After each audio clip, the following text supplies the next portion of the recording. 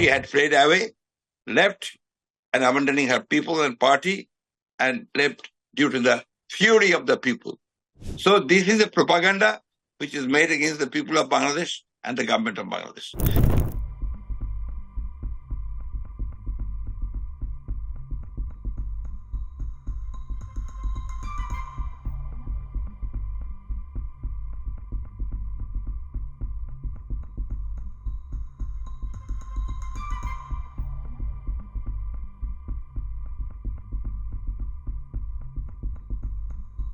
Prime Minister Sheikh Hasina, the former Prime Minister Sheikh Hasina, she resigned the country, abandoning her party and the people.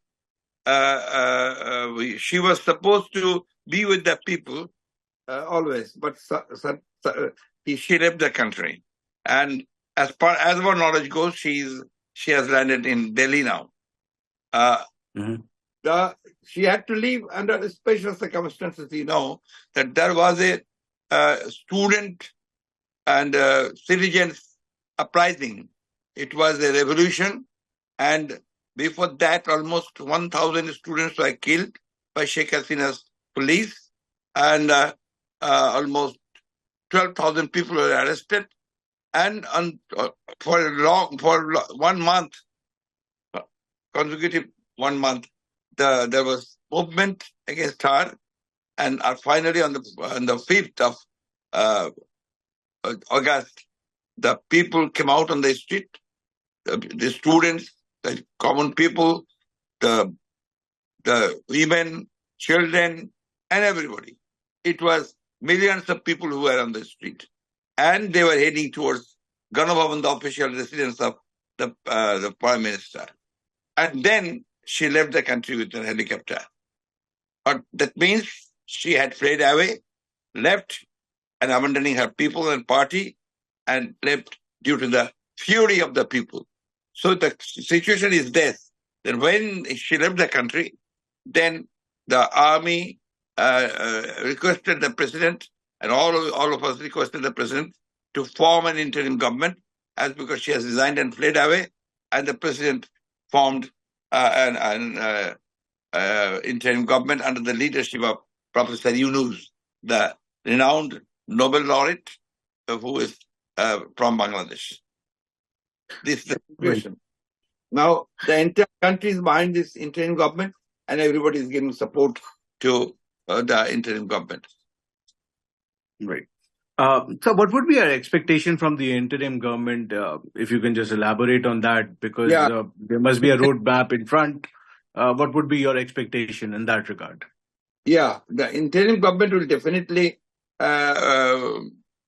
stabilize the situation and bring peace and order, as because there was no government for some time, for a few days, and the law and order situations will be better, and because their main task will be to hold an operation, free and fair operation, which will be neutral, and as soon as it's possible, they can create a neutral situation and congenial environment for election.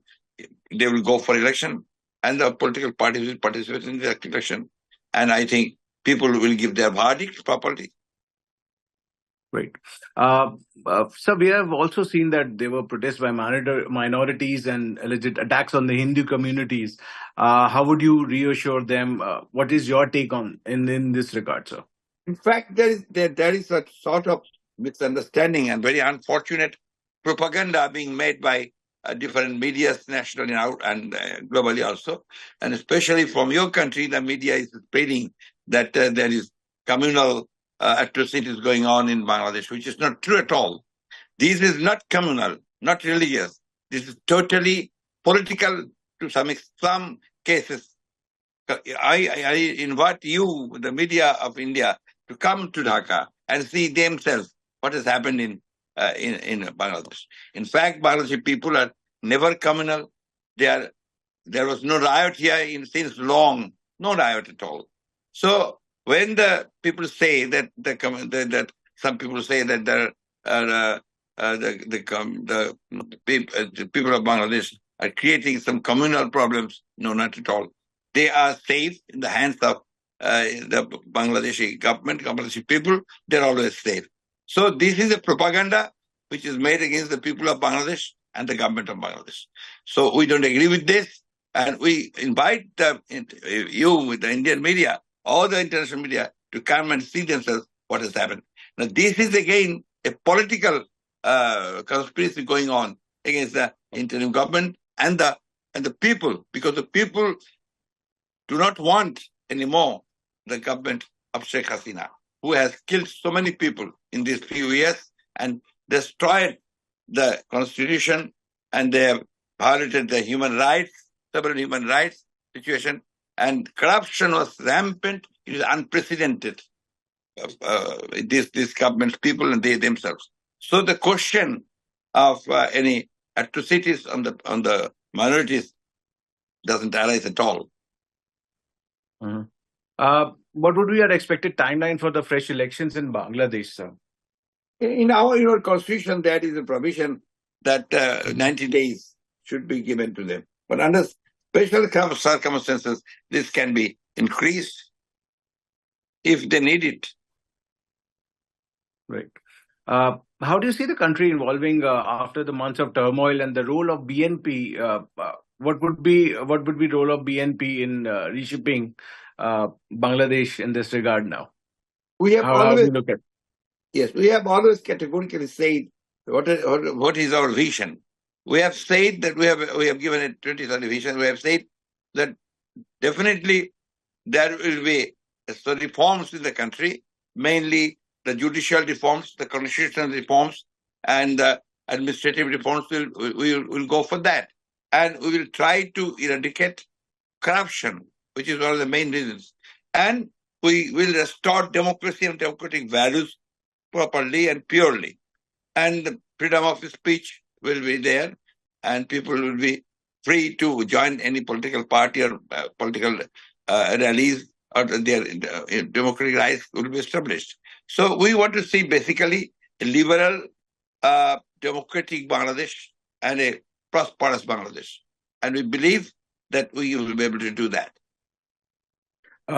So recently we have seen that there's resignation from the Supreme Court judge as well. What is your take in this regard, sir? What spite to this extent, sir? What is your take? Because this is something which has happened recently. Unfortunately, the former Prime Minister's government, they politicized the entire judiciary. And the people had a lot of grudges against them.